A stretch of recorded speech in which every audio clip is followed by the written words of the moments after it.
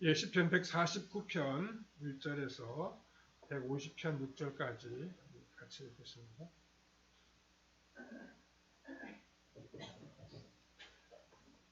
시편 149편 1절에서 150편 6절입니다.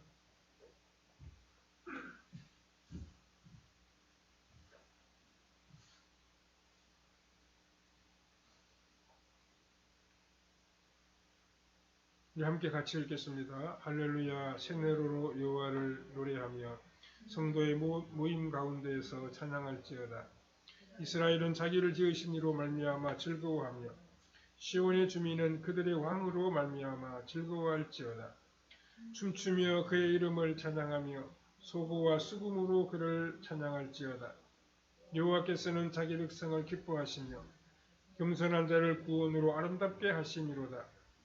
성도들은 영광 중에 즐거워하며 그들의 침상에서 기쁨으로 노래할지어다. 그들의 입에는 하나님에 대한 찬양이 있고 그들의 손에는 두 날 가진 칼이 있도다.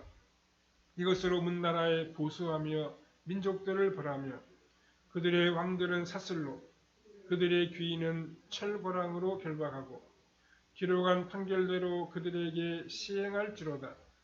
이런 영광은 그의 모든 성도에게 있도다. 할렐루야, 할렐루야. 그의 성소에서 하나님을 찬양하며 그의 권능의 궁창에서 그를 찬양할지어다. 그의 능하신 행동을 찬양하며 그의 지극히 위대하심을 따라 찬양할지어다. 나팔 소리로 찬양하며 비파와 수금으로 찬양할지어다.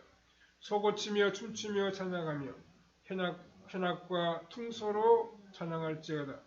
큰 소리 나는 재금으로 찬양하며 높은 소리 나는 재금으로 찬양할지어다. 호흡 있는 자마다 여호와를 찬양할지어다. 할렐루야. 예, 오늘은 성도의 궁극적인 승리라는 제목으로 함께 말씀을 생각해 보겠습니다. 우리가 지금 읽은 시편 149편과 150편은 시편의 대단원의 막을 내리는 시입니다. 이 두 시편은 모든 악기를 다 동원하여 하나님을 찬양하는 그런 내용으로 되어 있습니다. 우리 성도들은 이 세상에서 완전히 편안한 삶을 살아갈 수는 없습니다. 왜냐하면 이 세상에 우리 성도들을 대적하는 세력들이 많이 있기 때문입니다. 지금도 이스라엘 사람들과 팔레스타인 사람들 사이에는 아주 깊은 증오심이 자리 잡고 있습니다. 이 두 민족은 지금도 서로 적대감을 가지고 있습니다. 그래서 팔레스타인 사람들이 몸에 폭탄을 가지고 이스라엘 사람들이 있는 버스나 식당에 자살 테러를 일으키기도 합니다. 그래서 아무런 생각 없이 버스를 타거나 식사하던 사람들이 이런 테러 때문에 죽임을 당하거나 부상을 입는 그런 일들이 발생하고 있습니다. 마귀는 아무 생각 없이 살아가고 있는 우리들로 하여금 증오심의 폭탄을 터뜨리게 해서 치명적인 상처를 입히려고 합니다. 그리고 마귀는 우리를 계속 심리적으로 압박하며 하나님께 대한 신앙을 버리게 하려고 합니다. 그러나 하나님께서는 우리를 그냥 그 어려움 가운데 내버려 두시지 아니하고 우리로 하여금 승리하게 하십니다. 그때 우리는 기뻐하면서 하나님을 높이고 찬양하게 됩니다.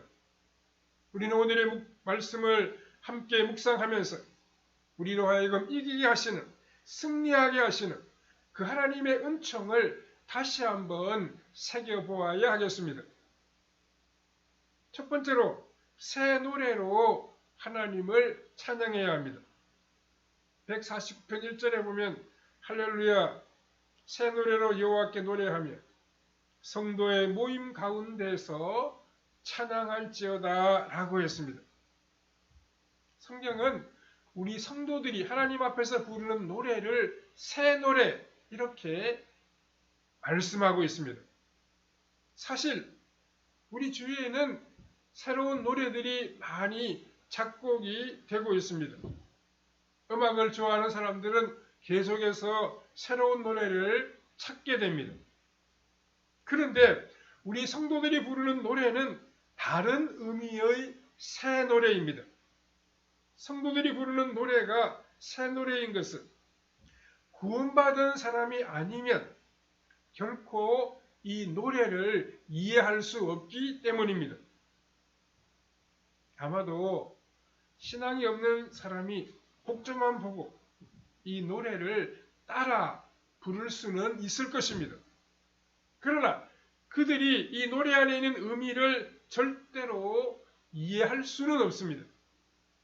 우리의 구원은 우리의 영혼 깊은 곳에서 이루어집니다.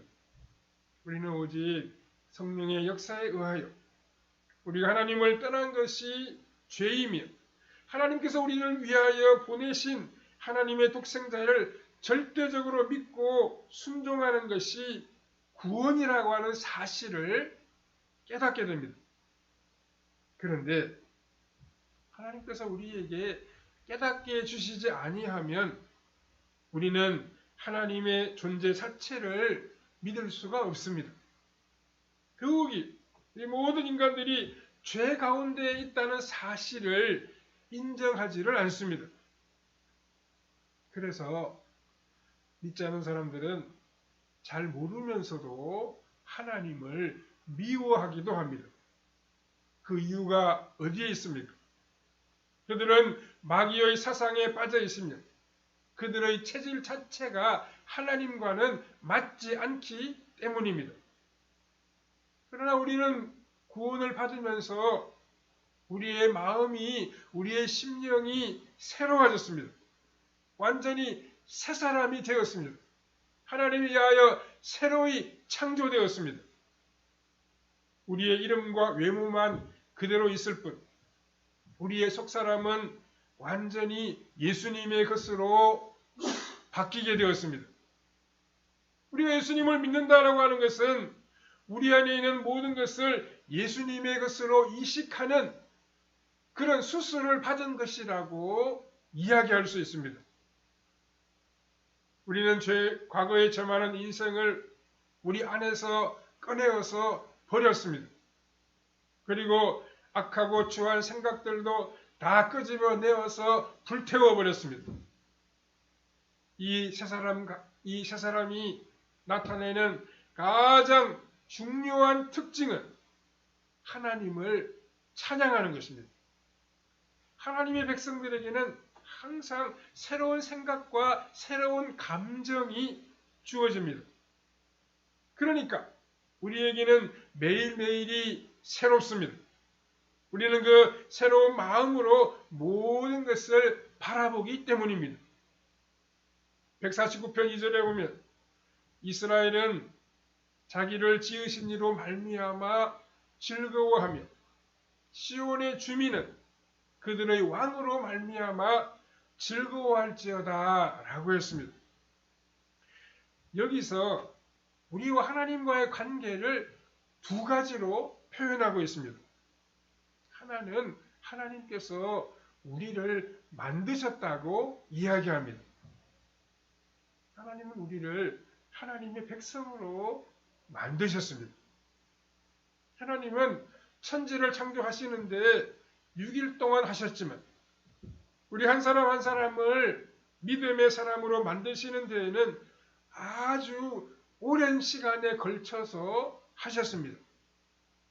이것은 그만큼 우리 한 사람 한 사람의 믿음이 중요하다는 의미입니다. 또 다른 한 가지는 하나님께서 우리를 하나님의 백성으로 만드시고 그리스도께서 우리의 왕이 되셨습니다.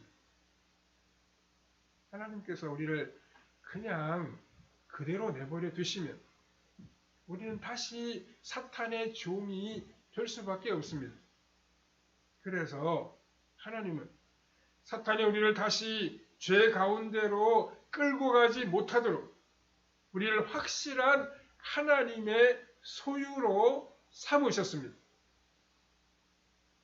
우리가 예수님을 믿는 이상 절대로 이제 마귀의 지배를 받을 수가 없습니다.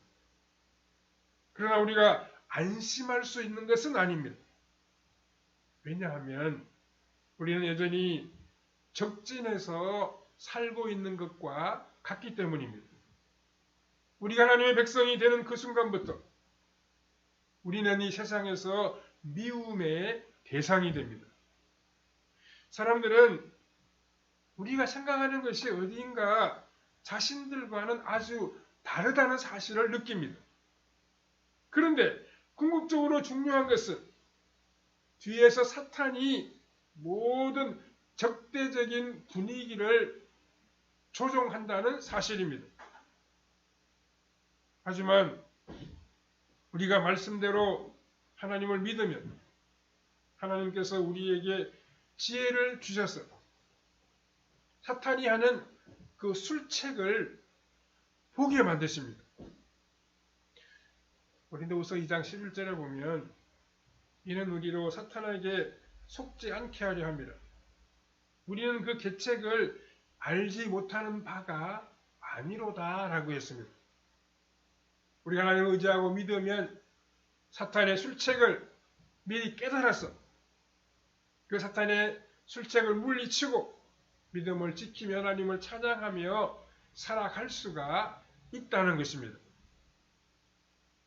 두 번째로 성도들은 기쁨의 노래를 부르게 됩니다. 149편 3절과 4절에 보면 춤추며 그의 이름을 찬양하며 소고와 수금으로 그를 찬양할지어다. 여호와께서는 자기 백성을 기뻐하시며 겸손한 자를 구원으로 아름답게 하심이로다 라고 했습니다. 우리 성도들이 춤을 추면서 소고와 수금으로 하나님을 찬양할 때가 있습니다.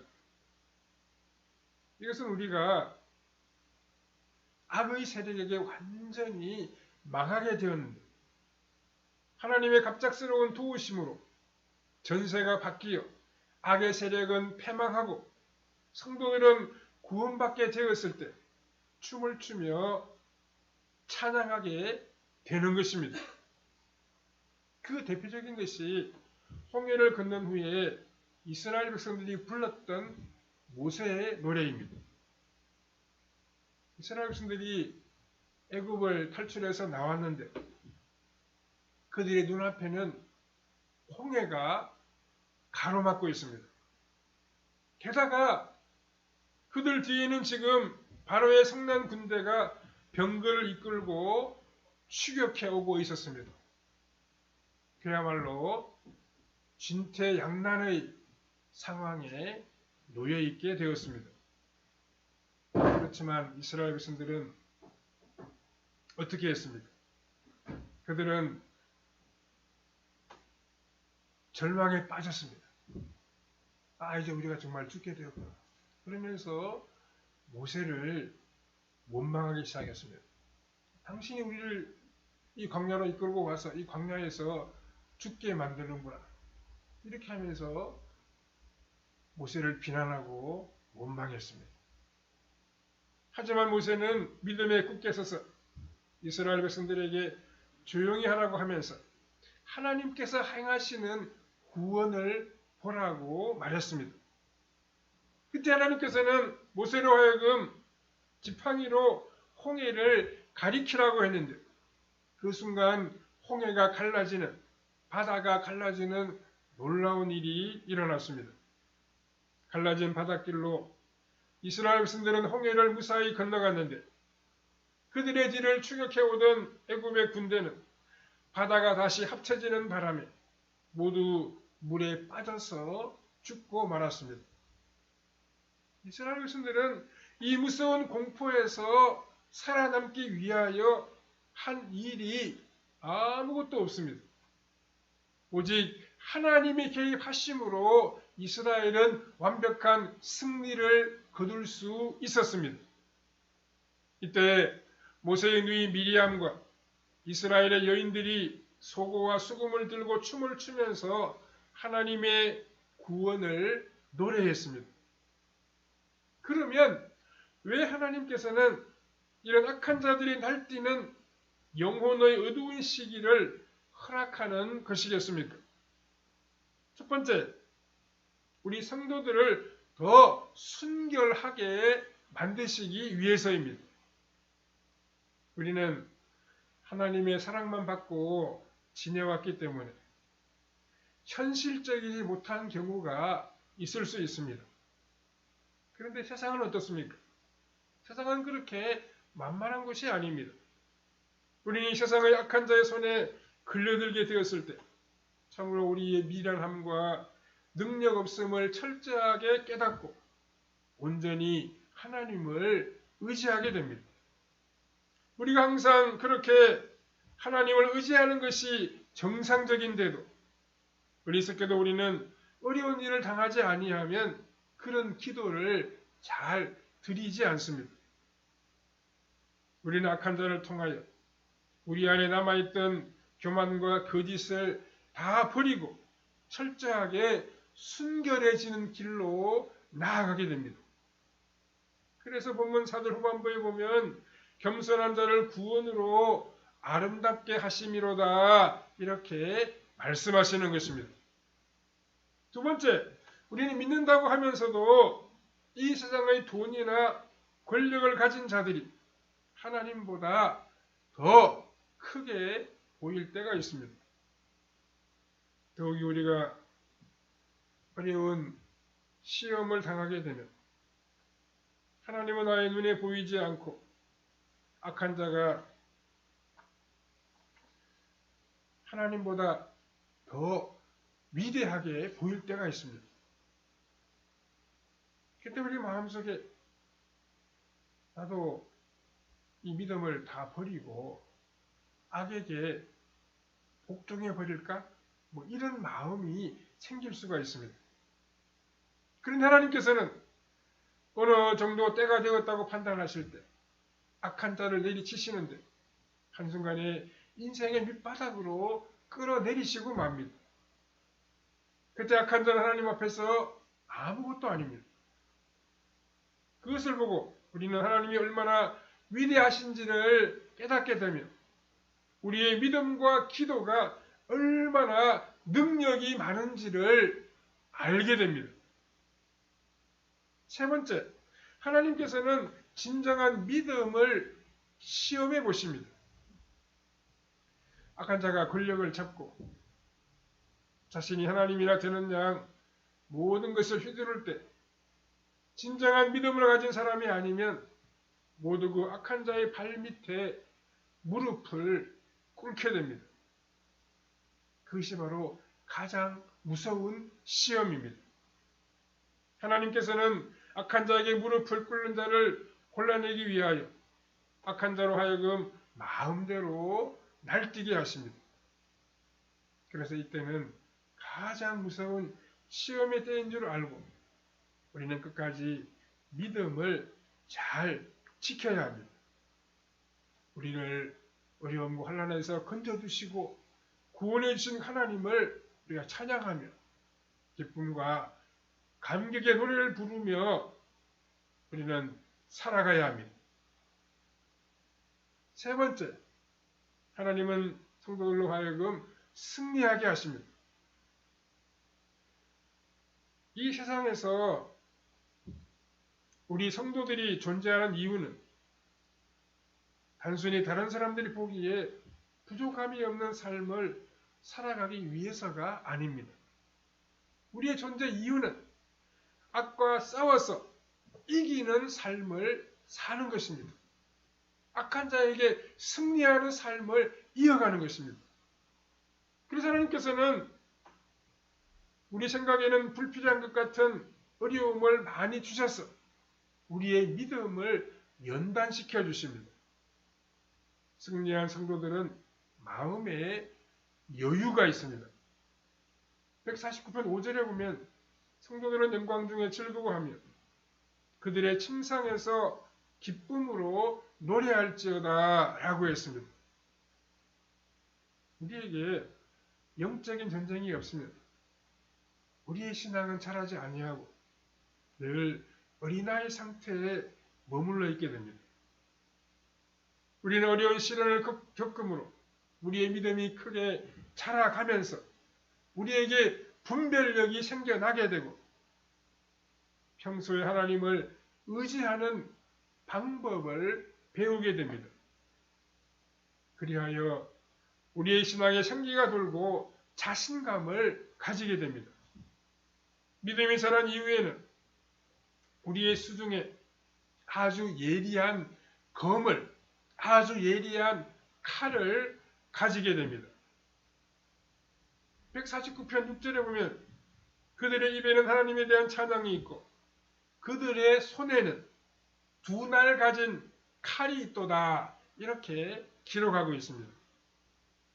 성도는 어려움을 겪은 후에야 하나님이 얼마나 크시고 위대하신지 알게 되기 때문에 이후에는 일체 다른 것을 바라보지 않습니다. 다른 것들을 의지하지 않습니다. 그리고 우리 수중에는 아주 예리한 말씀의 검이 있습니다.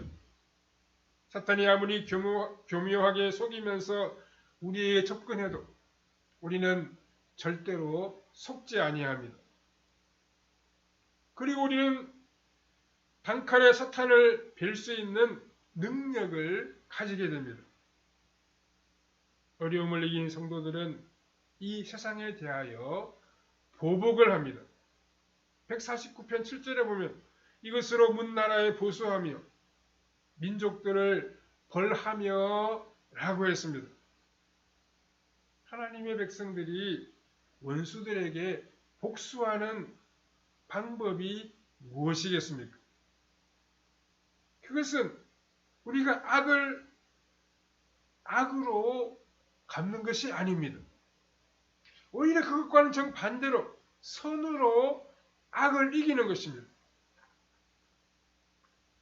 악한 사람들이 우리에게 감동을 받아 그 악을 버리는 것이 우리가 제대로 복수를 하는 것입니다. 악한 사람이 망하는 것은 우리의 그렇게 큰 기쁨이 될 수가 없습니다. 그런 사람도 아주 불쌍한 존재가 아니겠습니까? 할 수 있으면 우리가 악한 자를 변화시키는 것이 최고의 복수입니다. 그 악한 자가 전도자가 되거나 선한 봉사자가 되면 우리는 더 큰 복수를 한 것입니다. 여수에 가면 에아몬이라고 하는 곳이 있습니다. 그것은 지금도 가보면 그 나환자들이 집단으로 거주하는 곳입니다. 그곳에서 나환자들을 대상으로 목회했던 손영한 목사님이라고 하는 분이 있습니다. 이분이 아들이 2명이 있었는데 6.25 사변전에 그 여수 순천 반란 사건, 여순 반란 사건이라고 그러죠. 그 사건이 일어났을 때 두 아들이 그때 좌익 세력에 의해서 다 죽임을 당했거든요. 그때 이제 계엄군이 진압을 해가지고 손영한 목사님의 두 아들이 동신과 동인이라는 두 청년이에요. 그때 이제 순천 사범학교에 다니던 그런 학생들이었는데 한 형은 이제 곧 미국에 유학 가려고 준비했던 그런 상황입니다. 제 계엄군에 의해서 그 범인이 잡혔죠. 근데 이 손영한 목사님이 그 계엄군 사령관을 찾아가가지고 사정을 했습니다. 내 아들을 죽인 저 사람을 나에게 돌려주라고. 내가 양자로 키우겠다고. 그러니 선뜻 그렇게 말했다고 해서 뭐 계엄사령관이 선뜻 그 아들을 죽인 사람을 내주겠습니까? 안 된다고 그랬죠. 하도 이제 이 손 목사님이 또 간청을 하고 또 그 손 목사님이 당시 뭐 거의 뭐 그 지역 일대에서 굉장히 존경받는 그런 목사님이셨기 때문에 이제 계엄사령관이 그 사람을 이제 석방을 했죠. 그래서 손 목사님이 자기 아들을 죽인 원수잖아요. 자기 아들을 죽인 그 사람을 정말 자기 양자로 삼아서 그렇게 해서 키웠습니다. 그러니까 이것이 정말 예수님의 마음을 가진 거죠. 이것이 정말 최고의, 어떻게 보면 최고의 복수를 하는 거죠. 그 사람을 변화시켜서, 그 악한 사람을 변화시켜서 하나님을 믿는 사람으로 바뀌게 했으니까. 여기 정말 예수님의 사랑을 실천한 그런 분이었어요. 그래서 그분의 그 전기 이름이 사랑의 원자탄입니다. 사랑은 원자탄보다 더 힘이 있다는 거죠. 본문 149편 8절과 9절에 보면 그들의 왕들은 사슬로 그들의 귀인은 쇠고랑으로 결박하고 기록한 판결대로 그들에게 시행할지로다. 이런 영광은 그의 모든 성도에게 있도다. 할렐루야. 이렇게 말씀하고 있습니다. 우리가 이 세상의 왕들과 귀인들을 무엇으로 결박하겠습니까? 결국 우리가 그들에게 진리를 가르쳐 주어서 자신의 욕심이나 혈기대로 살지 못하게 하는 것이 그들을 결박하는 방법입니다. 물론 그리스도께서 오시면 모든 원수들을 다 심판하시겠지만 우리는 무력으로 힘으로 싸우지 말아야 합니다. 우리가 진리를 선포하면 마귀는 결박을 당하게 됩니다. 그러면 그 밑에서 하수인 노릇을 하던 왕들이나 귀인들도 하나님께로 돌아오게 되는 것입니다. 우리 성도들의 성대는 하늘의 문이며 하나님이 임재하시는 곳입니다. 이제 우리 성도들이 모인 곳에는 하나님의 영이 함께 하십니다. 그곳에는 이 세상의 그 어떤 악의 세력도 감히 범접할 수 없습니다. 150편 1절과 2절에 할렐루야 그의 성소에서 하나님을 찬양하며 그의 권능의 궁창에서 그를 찬양할지어다. 그의 능하신 행동을 찬양하며 그의 지극히 위대하심을 따라 찬양할지어다 라고 했습니다. 우리 성도들에게는 하나님을 만날 수 있는 거룩한 성소가 있습니다. 이것이 우리에게는 얼마나 귀하고 아름다운지 모릅니다. 예배를 드릴 때 우리는 하나님의 지성소 안에 들어와 있습니다. 우리 하나님 말씀으로 기도하고 간구할 때 하나님의 날개 그늘 아래에 있는 것입니다. 하나님께서 우리가 하나님을 더 깊이 알아가기를 원하십니다. 하나님 앞에 더욱더 가까이 나오기를 원하십니다. 하나님을 만나 교제하고 하나님을 기쁨으로 예배하고 참여하고 우리의 삶을 하나님께 온전히 드리기를 원하십니다. 150편 3절에서 5절에 보면 우리가 모든 악기를 다 동원하여 하나님을 찬양해야 한다는 사실을 가르쳐주고 있습니다. 큰 소리 나는 악기와 높은 소리 나는 악기 그리고 타악기와 관악기를 가지고 하나님의 이름을 높이고 찬미해야 합니다. 150편 6절에 호흡이 있는 자마다 여호와를 찬양할지어다 할렐루야 라고 했습니다. 우리가 숨을 쉬고 있는 동안 할 수 있는 최고의 것이 바로 하나님을 찬양하는 것입니다. 우리의 순종하는 삶으로 아름다운 행실로 하나님의 이름을 높이는 것도 하나님 앞에 올리워지는 찬양이 됩니다. 그래서 옛날에 성도들은 처형을 당하기 직전에도 끝까지 하나님을 찬송했습니다. 우리도 혼자서 또 다른 성도들과 함께 하나님을 기쁨으로 찬미하며 노래해야 합니다. 우리가 할 수 있는 가장 아름다운 일은 우리의 복된 믿음의 삶으로 하나님을 높이는 삶의 찬양과 입술로 하는 찬송입니다. 하나님 이런 우리의 찬송과 삶의 찬미를 기뻐 받으시고 우리에게 풍성한 긍휼과 은총을 베풀어 주십니다. 우리의 삶이 다하는 그 순간까지 하나님의 이름을 영화롭게 하며 찬양하는 성도님들의 삶이 다 되시기를 바랍니다. 사랑하는 하나님 은혜를 감사합니다. 하나님 우리를 불러주시고 구원해 주시니 참 감사합니다. 우리의 연애를 기억하고 우리의 삶으로 입술로 하나님을 찬송하고 하나님 이름을 높이는 우리의 발걸음이 되게 하여 주시옵소서. 아름다운 믿음의 삶과 순종의 삶으로 하나님을 높이며 찬미하게 해주시고 우리의 입술을 열어 하나님의 거룩하신 성호를 찬양하고 높여드리는 우리의 복된 삶이 이어질 수 있도록 은총 베풀어 주시기를 원하옵고 예수님의 거룩하신 이름으로 기도하옵나이다. 아멘.